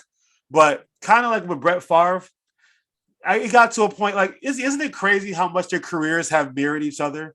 All the like superstar talent and only one ring to show for it. And in a very bad breakup at the end. It's literally the same thing with the quarterback that they drafted in the first round that's just waiting for his chance to probably get a start. At this point, I'm like, bro, go to the Jets. go be like Brett Favre. Go to the Jets. To me, the Steelers, that little wink with Mike Tomlin earlier this year, they want each other. He's been in their DMs, they're tampering. It's cool, we know. So I think that would be great. I think the Broncos would be great, but you got to play Justin Herbert twice a year, and you have to play Patrick Mahomes twice a year. And we'll get to him, but you might have to play Sean Payton next year when Sean Payton is a Raiders coach. I'm just putting it out there. And Derek Carr is still not a slouch. So right now he has it made, and that's the problem that he doesn't realize. He has to play the Lions twice a year. He has to play the Vikings twice a year, and he has to play the Bears, who have not had a quarterback since McMahon. Like they're the Bears, all they are is defense. They don't. So 5 games a year, I'm probably going to win. Tom Brady came down to NFC South, Carolina, Atlanta. I got it. New Orleans, yeah, that was tough, but we got him once in the playoffs and we beat him. we got him in the playoffs and we beat him. So I mean, look, Tom Brady for 20 years, Dolphins, Bills, and Jets. 6 times a year. He knew I'm getting 5 or 6 wins every year. That's such a good feeling to have. And you're going to go. So to me, the Steelers will make more sense for Aaron, because who the hell knows what to make of Baker Mayfield? Joe Burrow's tough. And then Lamar Jackson, he might not finish the season. He might not finish the season. I know, but let's be honest. I don't know. I don't know where I'd rather be. It's been a long time that the NFC has been the strongest conference in the NFL in terms of the overall teams. I think we're starting to see a shift this year where huge shift. Better players are in the AFC. All the quarterbacks. Justin Herbert, Joe Burrow, Patrick Mahomes, Josh Allen, Mac Jones. I like how you slipped that in there. Lamar Jackson when he's healthy. There's just so many good quarterbacks in the AFC where, I mean, pretty much it's just Kyler. And we don't even know if Kyler's that great yet. We don't even know if he's great. There's no good young quarterback in NFC. Can you name the good young quarterback? Kyler, and that's it. I mean, that's really, isn't that crazy? Like in the AFC, even the ones that sucked, Trevor Lawrence can still be really good. We expect him to still be really good. Tua had a good end of the year. Honestly, it's real iffy with him, but he can still be a very solid quarterback in his league. And those are the teams that didn't even. I mean, Herbert didn't even make the playoffs this year. And And Derek Carr, not a bad quarterback either. I'll tell you this: I still haven't given up on Jalen Hurts yet. I think Jalen Hurts is going to be good. I will say that. One thing I'll say though, and like I pride myself. I feel like me and Stephen A. channel a lot of things that we think alike. When I saw Aaron Rodgers lose that game, the bad man doesn't apply anymore. No, doesn't apply. He's only a bad man during the regular season. He's a bad man during the regular season, but when it comes to the playoffs, like. I can't give him that credit anymore. Like we were saying, like we try and find ways to be like, oh, he didn't lose the game or it wasn't his fault, but it was his fault. You're in your element. What did we like about Aaron? What did we like about young Aaron Rodgers? It was the magic that he made, right? Mm-hmm. We got a new magic man. He's right behind me. Patrick Mahomes. That's a bad man. Like at the end of the day, a bad man. They're both. Josh Allen is a bad man. But this man behind me had 13 seconds to get his team in field goal range, and he didn't. Man. That's a bad man. It sucks, man. But let's go to another quick topic. Sean Payton just announced that he will be retiring from football. Saints are going to have to go a different route now. What do we think about all that? Is this a story? I mean, really, who cares? The Saints are back to being the Saints. Yeah. But the Saints of old, right? Remember? Yeah, the Aints. When we were growing up, they were a terrible franchise. Yeah. I mean, just god awful. And I think we're going to go back to that. They have absolutely no foundation other than Kamara. And if I'm him, I'm like, I don't know what's going on with Michael Thomas. He clearly didn't even want to be there anymore. Michael Thomas is probably going to be out of there soon. If I'm Kamara, I'm like, why would I waste my time, the rest of my solid young legs here, right? With Taysom Hill as my quarterback, I'm not doing that. Okay, so they're over the cap. They have no quarterback. Now they have no coach. They're losing a lot of players on defense because they can't afford any of them. So to me, the Saints go right back down to the basement. There's going to be a huge. I mean, the NFC is in a weird place right now. Like it's just really. We'll see what Sean Payton does. I think he needs to actually relax. I think he's been stressed out. Like what him and Drew Brees did to save this franchise, dealing with Hurricane Katrina, bringing them back to. bringing them back to Super Bowl. Then more hurricanes always keep coming through. I mean, they started off this season playing a home game in Jacksonville. Like, what kind of shit is that? Like, that's a lot on a coach and on a program and on a team. So, if I'm Sean, I'm chilling. I'm taking this next few months to just chill and just go on vacation to Cabo and just relax. If you get the itch back, you get the itch back. But there's TV deals out there to go. I mean, Amazon's got this shit coming. I would love to see Troy Aikman go to Amazon so I don't have to hear his voice anymore because I watched too many. I watched too many NFC games to hear, and unfortunately, all of them are always Cowboy games. And Troy Aikman gets a Cowboy game, he's sucking them up the whole game. Oh, Dak Prescott, the refs suck. Oh, Michael Carter, like it's all just Cowboy. It's just annoying. His commentary is terrible. I'm done with him. On ESPN, it drives me nuts. You just have a segment on ESPN called Pat Time with Teddy, and it drives me nuts, man. Because that's what never happened in Tom Brady's offense. When I played with Tom, we get it. You won with Tom, we get it. All right. And Sean Payton could be the next. I mean, look, rest in peace, John Madden, right? Why do we love John Madden? Because his knowledge of football is amazing, and he made us understand it. What people say about Sean Payton is that his football knowledge is incredible. Like it is incredible. So I would love to hear his football knowledge on TV, and maybe he could become that. I mean, I'll look at some of the guys that I thought would come back to coaching, like Bill Cowher. I thought he would have been a coach after he stepped down. Bill Cowher never came back. What's his name from the Ravens? That was the coach. I can't think of his name, but he went to the booth. He went to the back, and he never came back. John Gruden, I didn't think he was going to come back. I mean, he was making a lot of money with Monday Night Football. So to me, if he finds a niche where he's not that stressed out, he gets to see his family 4 or 5 days a week, and all he has to do is make that plane trip down to wherever the game's at on Friday night. To me, that's just. I mean, you've been coaching as a head coach for 16 years, which means you've probably been coaching for the last 30. I mean, it stresses you out. It does stress you out. So, it's the end of an era for the Saints. I think the NFC South is, the Bucks, if they lose Brady, you got Blaine Gabbert, you got Taysom Hill, You got what's left of Matt Ryan, and then you have I think whoever is in Carolina. Yeah, whatever chance you wanted to get a run at a good quarterback like an Aaron Rodgers or a Russell Wilson, I think that's gonna probably die now. That's dead. Yeah. I think the Saints, I think they're just gonna go stick with what they know. Hire Dennis Allen as your head coach, have it be a big, strong defensive team. Hopefully they bring in a good offensive coordinator and something works, whether they develop a quarterback, whether they keep Jameis Winston. I think you keep Jameis Bridgier. Oh, I would, but I don't think they have the money to keep him. And Jameis, apparently, I mean, he played well enough this year where somebody's going to give him bread. They're going to give him money. Really, you think so? That's what the team that doesn't get Russell Wilson and Aaron Rodgers. That's their next choice. Because I mean, who else is available? Deshaun Watson, but his legal situation is. No, I'm saying Washington. Washington, maybe for Washington. I mean, there's so many different areas right now because Washington for sure is one. I mean, I don't know what they think about Taylor Heineke, but Washington's one for sure.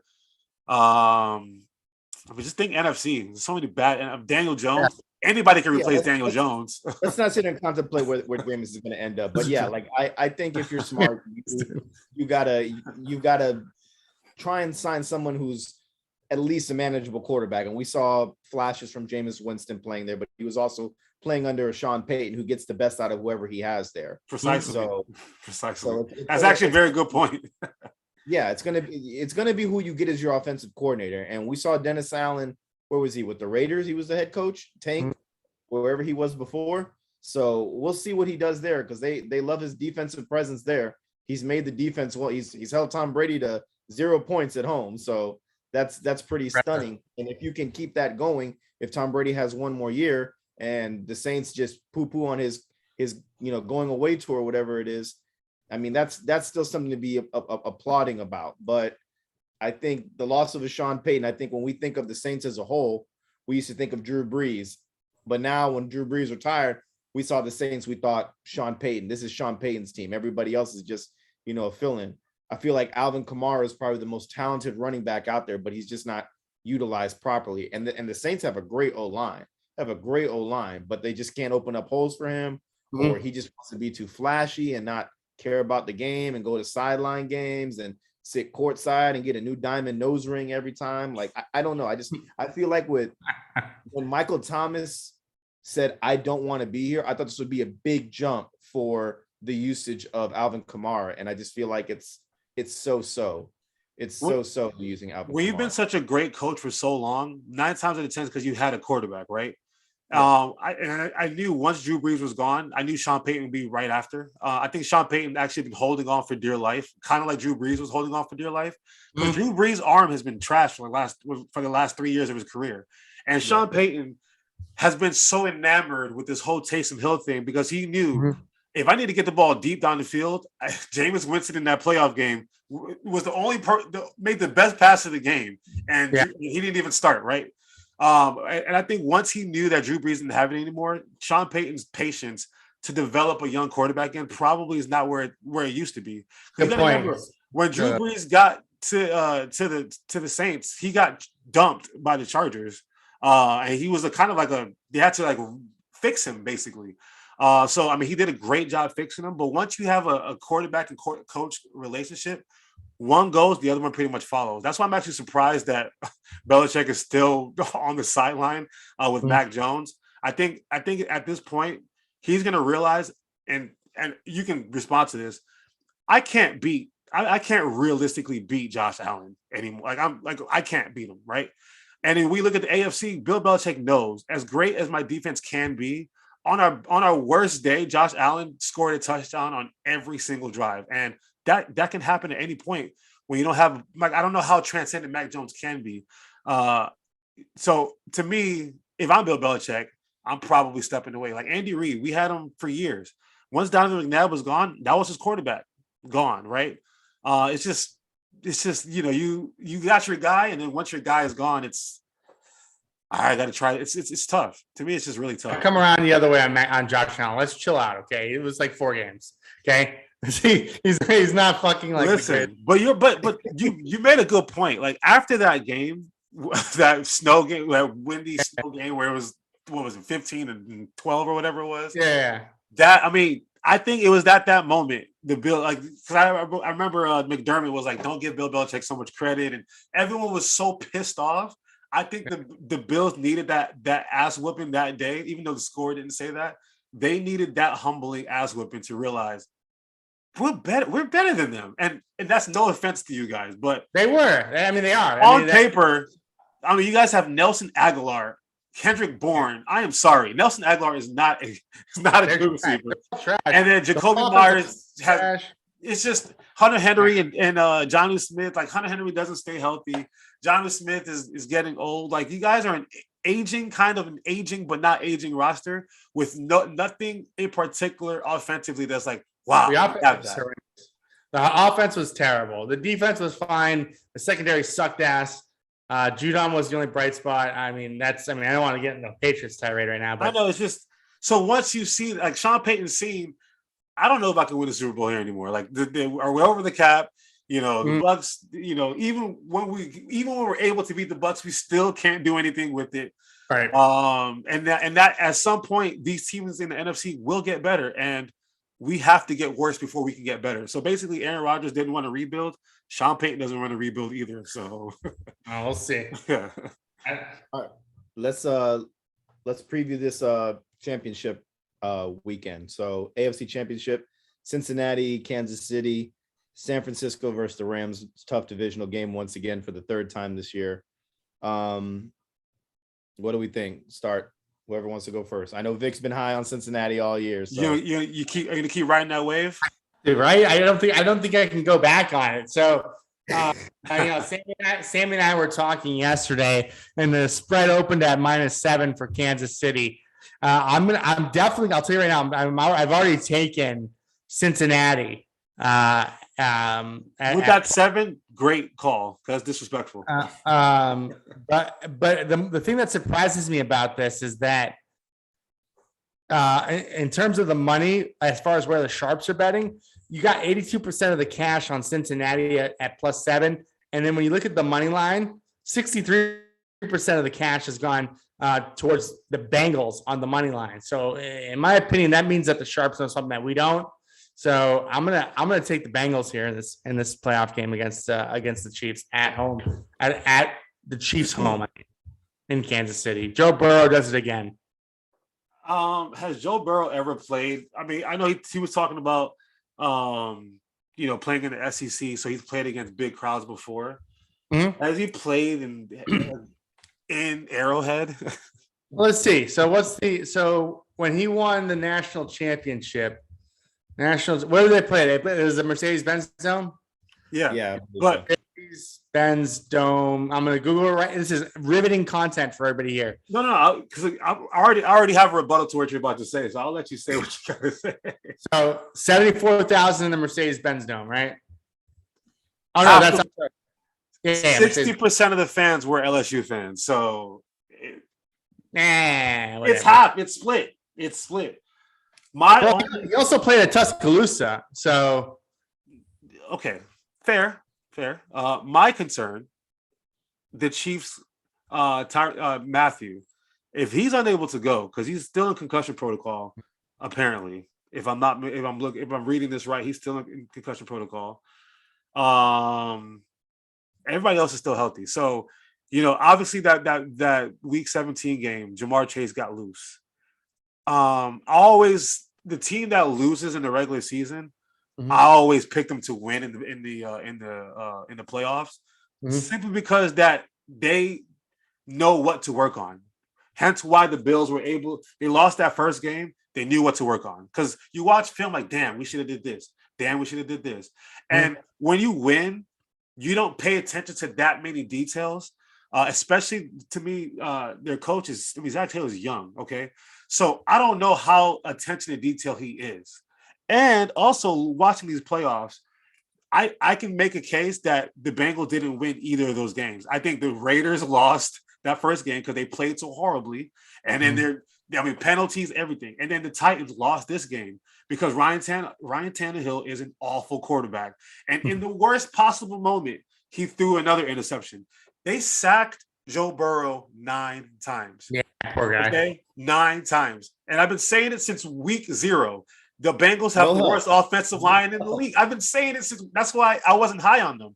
And I'm proud of that chase. That draft pick was. I thought it should have been Sewell. It didn't need to be. Okay, Jamar Chase is amazing, but Yeah. you can't have your quarterback coming off an ACL surgery get sacked 9 times in a game. And Frank Clark and Melvin Ingram are just going to dial it up, and they're going to keep coming after this kid. And now, but I think now that they know we can't let this one guy beat us, I heavily doubt that's going to happen twice. I can't see Andy Reid allowing that to happen again. I just don't see it. I think I'm happy for everything the Bengals have accomplished this year. Like I've not been on the train. I haven't been riding the train. I'm happy to see it though, because I am a Joe Burrow fan. I just thought like he needs an O-line. He needs a better defense. He might need a better coach, but obviously it's all running. Everything is working. But I think, and we say this all the time, in the regular season, you showed your cards the first game and Kansas City knows what's coming. Also, I think Kansas City is the greatest team ever to play possum. They are the greatest team ever to play possum, because beginning of the year, everyone's like, oh, we figured this team out. We know how to beat them. They're not contenders anymore. And look what they are right now, again, on the road back to the Super Bowl. And Yeah, but they always play down to their opponent. That's the thing that bothers me about Kansas City is they always play down to their opponent. They never blow out anybody. And they do, but if you're a Cincinnati fan, you don't want that to happen now. No. Do you know damn well that the Patrick Chiefs? Mahomes, if he wanted to turn the Jets on, he can definitely do it. That wasn't a pun for my team either, because they suck. But he could do that if he needed to. The Chiefs in the regular season and the Chiefs in the playoffs are 2 completely different teams. I've never seen a team that can literally score 30 points in 5 minutes. Like, they literally have the ability in a 5-minute span can put up 4 touchdowns. So when you have that, knowing that, yes, I mean, the Bengals have not played their best game yet. And I don't see them all of a sudden like, all right, with all the pressure on, we're going to be like, we're going to go to Arrowhead and beat this guy has been to 2 straight Super Bowls, probably going for his third. Like, I just find it very hard to see. I mean, again, and I've been saying it, they don't know how good they are yet. And at some point, it's going to hit them. And even last game, they don't know how good they were. And they got sacked, because that's why they got sacked 9 times. And that's why they made those mistakes that they made. And I don't see the offensive line getting any better. We got a veteran bunch coming. And if Travis Kelce is healthy, if Tyreek Hill is healthy, and you still got Byron Pringle and McCole Hardman, I don't think they have enough dogs over in Cincinnati to stop that this time. I don't think it'll be comfortable for Cincinnati. I mean, for Kansas City, but I think in that fourth quarter they'll make some separation there. And if I was a gambling man, and it came out at 7, I'd probably pick the Bengals too. But I do expect the game to be like a 31-20 finish. Kind of. What was the over under? The over under right now for this one is 54.5. All right, I wanted last game. I was thinking about taking it under, and because it was looking like it could have been under until the last 2 minutes. But I would say, all right, 34-24. That would be like my prediction. That they hit the over last game, obviously, the Chiefs did, and the Bengals hit the under the last 3 games. Have hit the under last. They have. Yeah, so I'm looking at the under here. I think the only way for the Bengals to win is if the under hits here. So I'm going to stick with my guys. Injury report doesn't look too bad for the on the Chiefs side. You got Tyrann Mathieu and Damian Williams. It's Damian Williams, right? They don't need him. Yeah. They found lightning in the bottle when Jerick McKinnon played that Broncos game. It's great. And even Clyde Edwards-Helaire looked pretty good last week as well. Yeah, he looked better. We'll see we'll see. I still like the Bengals because I'm gonna ride my dogs. You're gonna ride them. Who they? Yeah, let's move out west. Clash again for the 3rd time. This goes back to Michael Plessis saying you can beat a team 2 times in the regular season, but when it comes down to it, it's hard to beat them a 3rd time. So Let me just take that real quick. OBJ is hungry too. I'll take that one really quickly. Same way I feel about like Cincinnati. They haven't played like amazing yet. Jimmy Garoppolo is not a good quarterback. I'm sorry. He hasn't been doing anything. He hasn't done anything to make me be like, wow, he is great, right?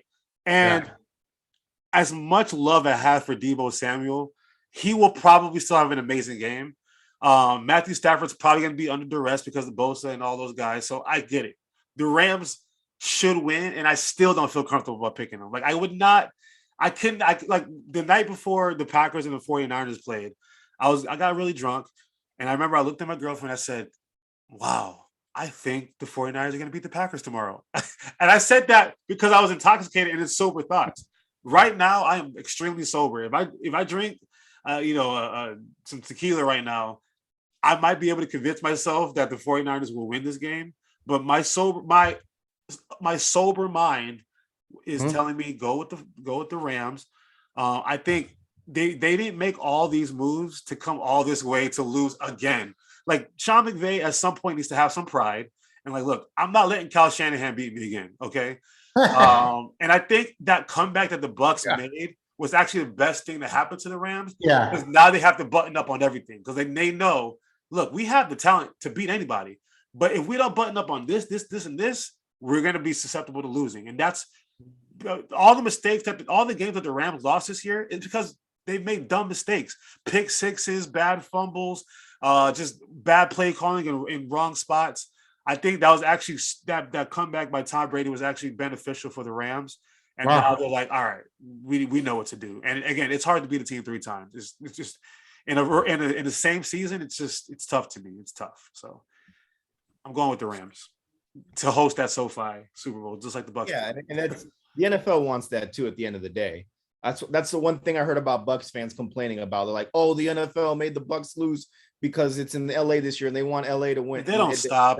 I know. No, Bucs fans are the worst. They're the worst. They don't stop.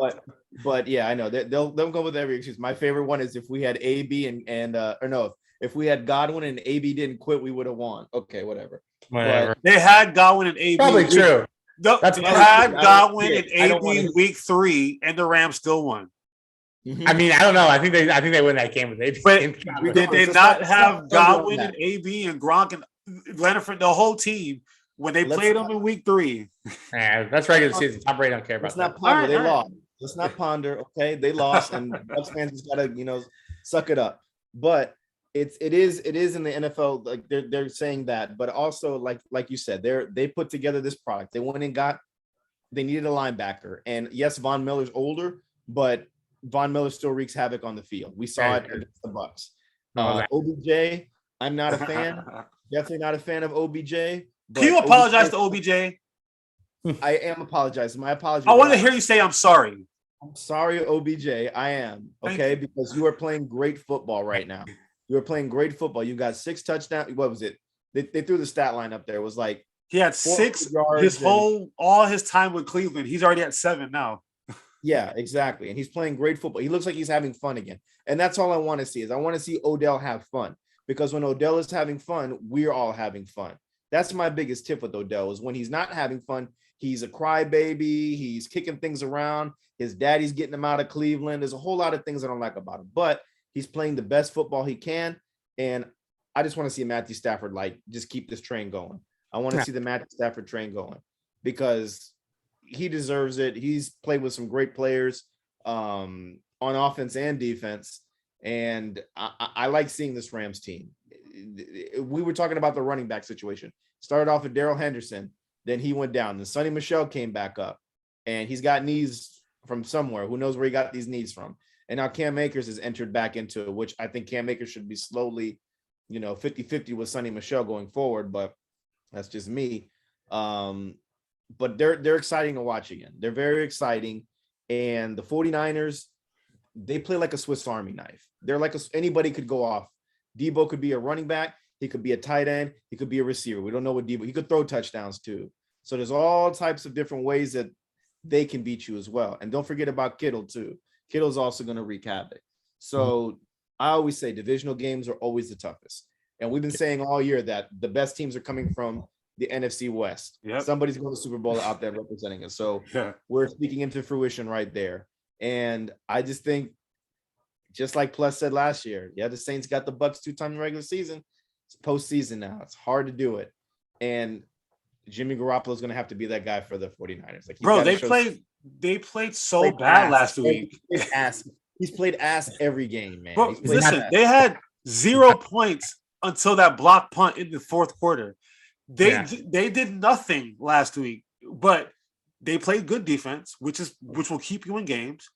Yeah. And they made a timely special teams play, and then Debo got him at the end. So it's just, as long as what the Rams did to the Bucs, they need to put them away and put them away early, because they were up 17-0 on the 49ers week 18.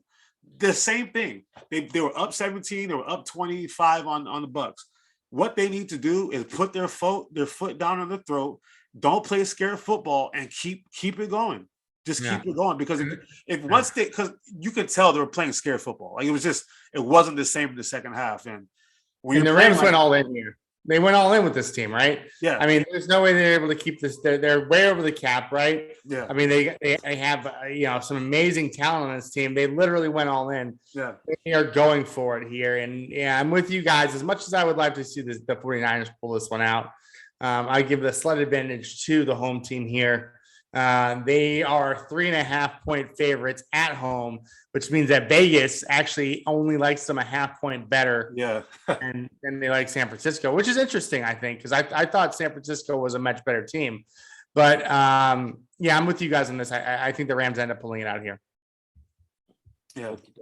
Tough one, though. It's still a tough one. It's going to be a very tough game. I'm going to be excited to watch that game. All right, let's do some NBA talk. Buy or sell? I want to hear buy or sell and a quick rebuttal why. Okay. Cool. Let's not go on different tangents about how Larry Bird was the greatest Celtics player and Paul Pierce has always been the truth and Antoine Walker could have been. And if we had. All right, go. You're on your tangent right now. See, you see him? You see how he is, Vic? That's real, though. Walker could have been, though. All right. So, hey, quick interjection real quick. Can I just say this? Yes. So currently the Boston Celtics are playing the Sacramento Kings. It is 95-52 in the third quarter, at the end of the third quarter. It's the Sacramento Queens. Exactly. They're just a farm. What are we celebrating here? Just wanted to let you know. Okay. Buy or sell once again. It's Tuesday. AD's making his return. A healthy AD helps the Lakers get back on track. Sell. What do we call back on track though? Like what are we calling that? Championship, right? Wait, is that back on track? To me, back on track is they rise back up in the standings and at least get a top 5 seed. That's what I'm saying. Back on I'm track. buying that part. Championship, I don't know, but I'm buying that. Contender, I would say. I'm buying that they're a contender and they're not a 500 basketball team anymore, because that's where they are right now. They're a 500 team. So I'm buying them getting back up in the standings. That team sucks and AD sucks this year. AD fat, yeah. All right. James Harden will be traded at the deadline. Shit out of that. Sell the sell. Why would he leave now? He's going to be a free agent and go play with the Sixers, unfortunately. No, that's not happening. Next question. Okay. James Harden will be a Brooklyn Net next season. Sell. Buy. Sell. Absolutely buy. He came out earlier. The story came out earlier today. He doesn't like the weather. He doesn't like the taxes that he's paying in Brooklyn. He doesn't like the taxes he's paying in Philadelphia a lot better, and the weather's great out here.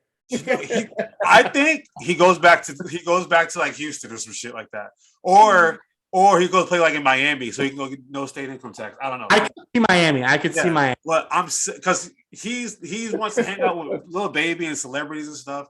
And Brooklyn is a shit show right now, so I think I'm selling that. He's not going to be the greatest shit show on earth, man. Yeah, I disagree that I sell that. I'm going to sell that the Brooklyn Nets are a shit show. No. I'm just kidding about that. I'm being a hater. Okay, yeah. So I will say that I would find it very hard to believe that they would go through all this. Now, if anybody were to do it, it'd be one of these three guys, right? Either Kyrie Irving, Kevin Durant, or James Harden to blow it up. Common denominator. Right, exactly. I mean, these guys are all nutcases. But I just find it hard to believe. I think he's a Brooklyn Net next year. I don't think. But one more rebuttal to that. I don't think he wanted to be a Brooklyn Net in the first place. I just think he wanted to get out of Houston. But he got to choose. Because this was KD and Kyrie's team. Like that was like they made that pact to come here together.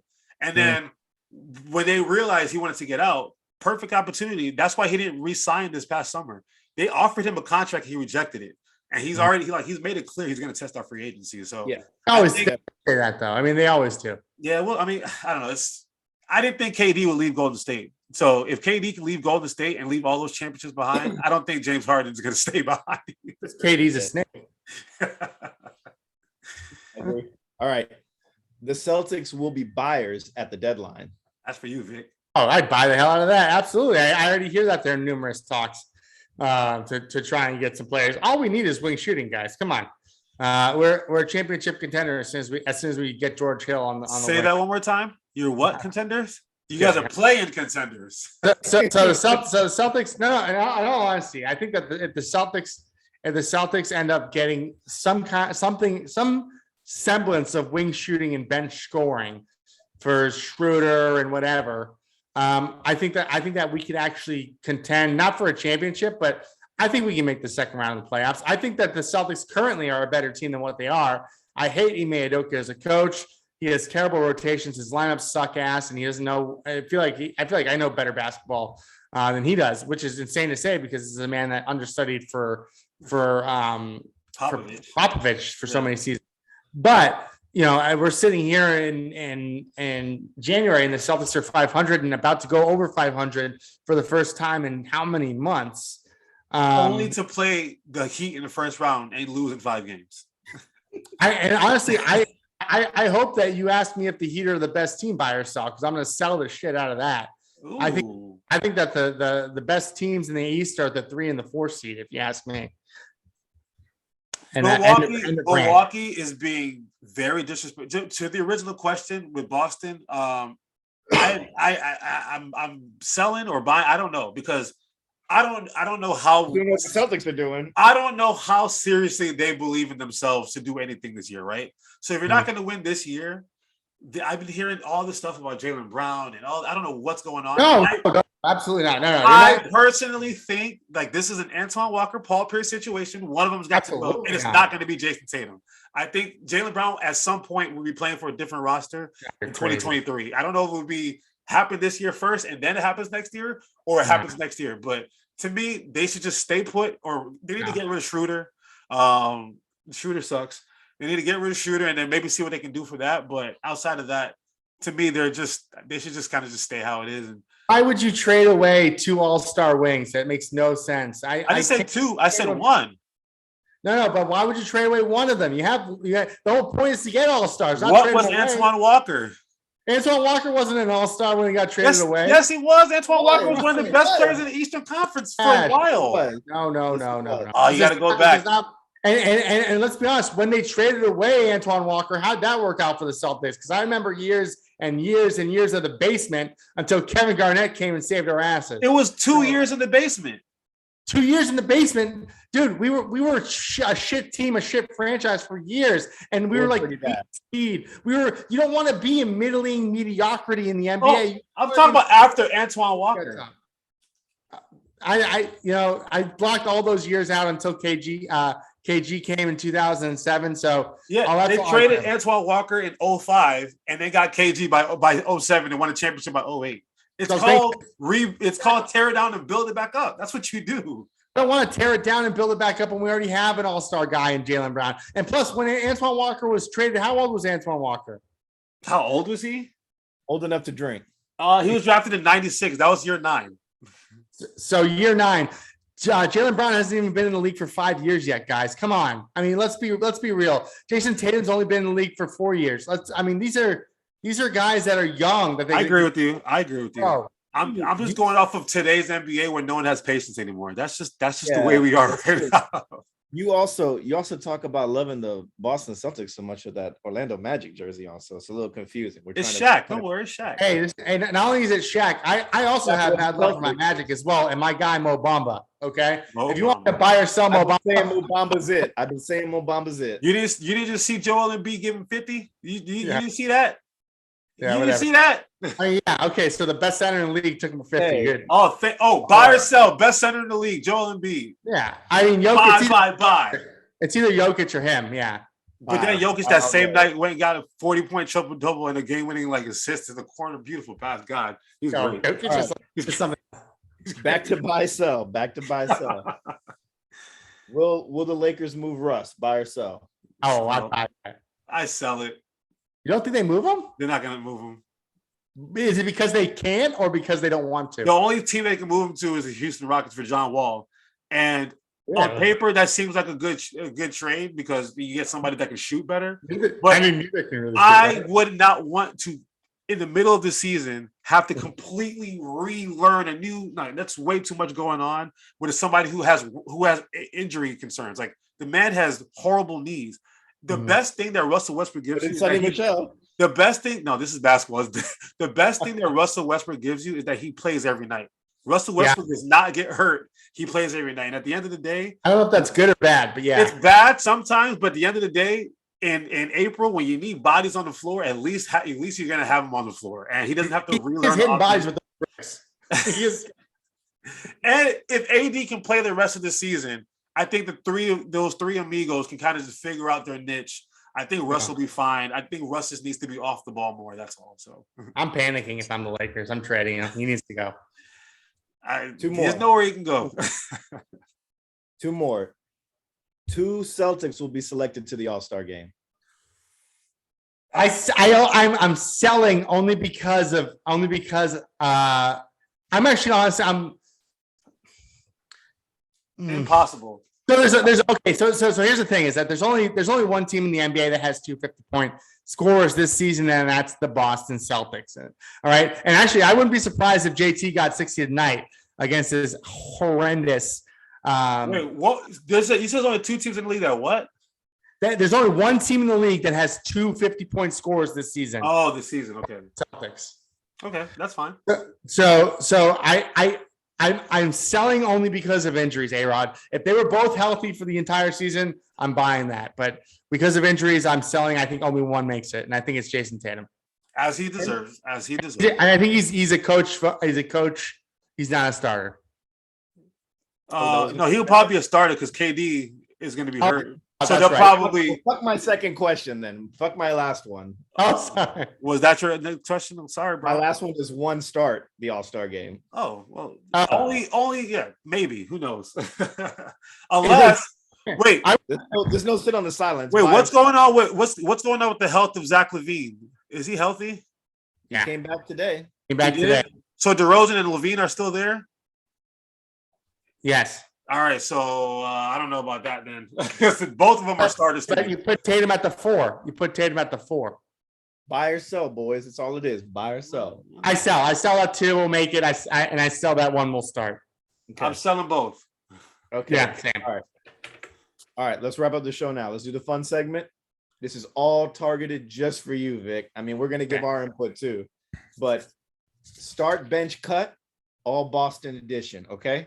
Okay. We're going to start with your beloved New England Patriots. Okay. Current roster: Mac Jones, Damian Harris, Matt Judon. Start, bench, cut. Start Judon, bench Harris, cut Jones. Whoa. Okay. Whoa. Do I get to participate? Yeah. I'm starting Mac Jones, man, because he's the quarterback.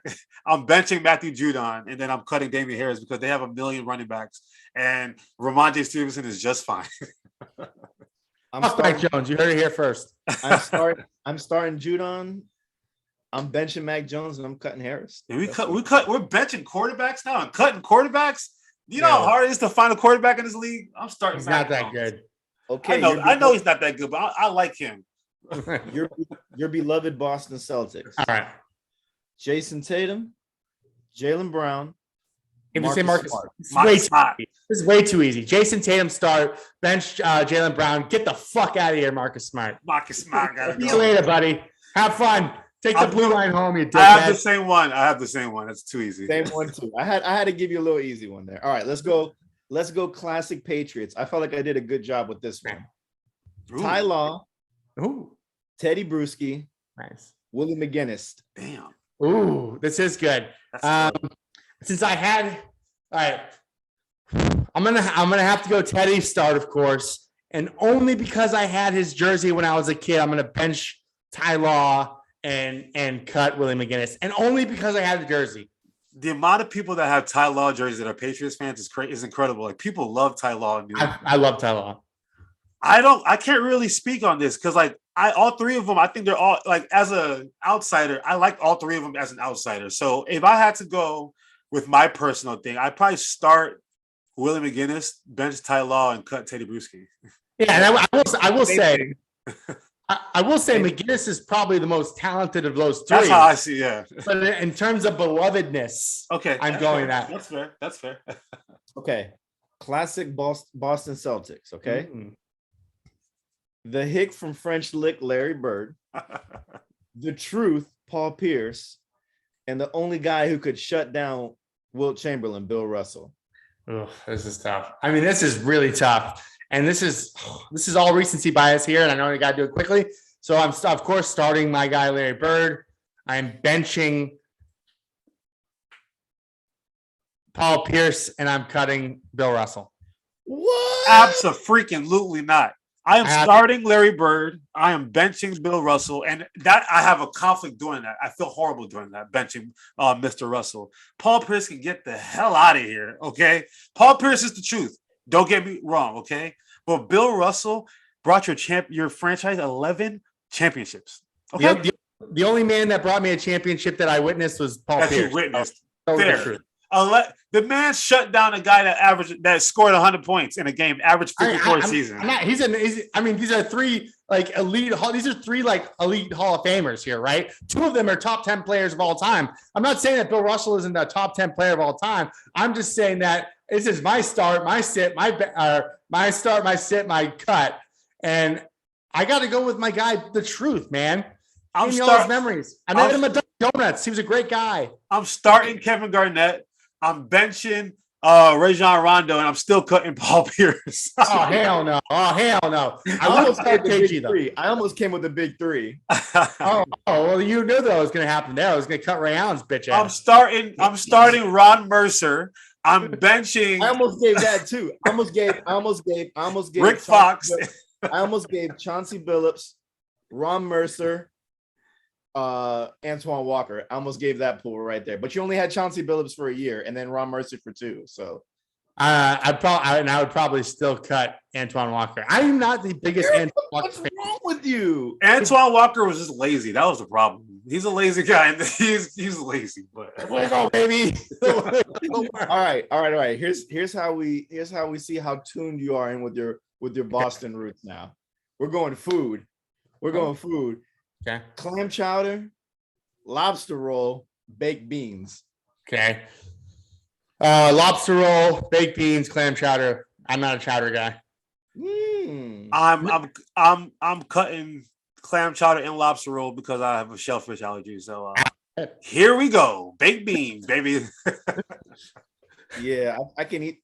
I have a shellfish allergy too, and I don't eat pork, so I got none. They all cut. You guys got to try lobster, dude. It's wicked good. All right, last one, actors. This one is going to pierce you. Okay. Ben Affleck, Matt Damon, Mark Wahlberg. No, fuck the Red Sox. I'm not putting them on this show. I'm sorry. Can you repeat that? Ben Affleck, Matt Damon, or Marky Mark. So this is easy. Start Matt Damon, bench Marky Mark. See you later, Affleck. All right. My third favorite actor of all time is Mark Wahlberg, actually, believe it or not. It's crazy. I love Mark Wahlberg. So Mark Wahlberg is starting for me. Matt Damon is it's horrible. Matt Damon's a better actor than Mark Wahlberg, but I'm benching Matt Damon. And Ben Affleck never even made the roster. He didn't need to be cut. I don't know where he's at. He wasn't a free agent. He wasn't on our draft board. He was nowhere. So yeah. I like Affleck. I have maybe because he dated J-Lo. I've been pissed off ever since. So and now he's back with her, so I'm even more pissed off. And then my favorite superhero of all time is Batman, and he did a horrible job. So no, he can go. His fault. That wasn't his fault. But Matt, I mean, The Martian, dude, like from The Martian alone, that movie freaking ruled. Exactly. Dogma. I don't know if you guys have ever seen it, but Dogma is a great movie, underground movie. Ben Affleck and Matt Damon are in that. That's but I have to go Marky Mark. Nobody rides hard for Boston and Boston sports harder than Marky Mark. And I know that Damon and Ben Affleck go to the games and whatnot, but Mark is out there. He's like repping the B. He's at the playoff games. He's sitting next to Jules. He's having the time of his life, man. And I love Marky Mark. I love Entourage when it came out. Same. I put in Mark Wahlberg in one. Mark Wahlberg's one for Entourage, and that reason only. I like Matt Damon in Team America when he just said his name, Matt Damon, and fuck Ben Affleck. That's all I can say there. All right. I'm gonna do this for you, Vic. I'll give you a bonus one. Boston Red Sox. Oh, no, I was gonna do it. Let me get a crack at this one. All right. Manny Ramirez, David Ortiz, and Kurt Schilling. Oh, come on, dude. See you later, Kurt. and start Poppy, bench Manny. No, flip that. I just love Manny's swing. But they're interchangeable, really. All right. How about Euclid? How about Euclid instead of let me go. Okay, go. Okay. Mike Lowell, Kevin Euclid, Jason Varitek. That's easy, dude. That's Mike Lowell, number one, Boricua, porque tú lo sepa. And then we got Tech on the bench. See you later, Kevin Euclid, because you wore a Yankees jersey. Shit. All right. Okay. All right. Well, that's the show. Vic, this is your time to plug it in. Give you guys a shout out. Hey guys, we got Townie Sports on the Instagrams at _Townie Sports. We're also on TikTok. You'd have to get with Sammy. I don't know our TikTok handle. We're on Twitter at Townie Sports, at the Rivera 33. And we are also live on YouTube Mondays at 7 p.m. Eastern Standard Time. Every Monday until the end of the Super Bowl. Then we're going bi-weekly. I like it. You should take that out of the books right there. I like that. Yeah, that was off the top of the dome, actually. Yeah. Hey man, we really appreciate you. Thanks for having me, guys. We really wish we could have had Sammy too. We can't wait to come on your podcast Monday because I think we really deserve that since we won. Yes, you guys will be on Monday as the champions of our fantasy football league, only because we got beat by 2 points and some bullshit because Sammy doesn't know how to manage our fantasy football team properly. But I tell you this, next year I'm taking control of that shit. This is not happening. Okay, I am embarrassed. At least it should have been the 2 sports podcasts, right? In the final. That's what we wanted. That's what we wanted. That's what America wanted. We wanted to beat the people who found the league. That was the whole plan. That's what I'm saying. It was the Jimmy G Tom Brady showdown that everybody wanted, and never happened. I'm sorry. It didn't happen. Well, we're sorry Sammy couldn't come. We're glad that you were able to hop on, and we can't wait to be on your podcast next week. So thank you for coming on, talking sports with us. As for us, you can find us on Twitter at @fair_weather_pod. Facebook, Instagram, YouTube, just search the Fairweather Podcast, and wherever you subscribe or listen to podcasts, you can find us there as well. Just search Fairweather Podcast. And shout out to Hall of Famer David Ortiz, obviously, big ups to him. He definitely deserves it. I just wish Barry Bonds was there too. Okay, end of conversation. Oh, you're right. You're okay. You're right. I'm not gonna talk. I don't want. All right, Big Boppy.